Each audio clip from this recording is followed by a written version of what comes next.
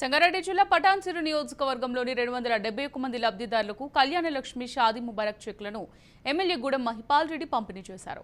నిరుపేద ప్రజలకు ఆడపిల్ల పెళ్లి భారం కాకూడదన్న సమున్నత లక్ష్యంతో రాష్ట్ర ప్రభుత్వం కళ్యాణ లక్ష్మి షాదీ ముబారక్ పథకాల ద్వారా ఆర్థిక సహాయం అందజేస్తూ అండగా నిలుస్తుందని ఎమ్మెల్యే మహిపాల్ రెడ్డి తెలిపారు.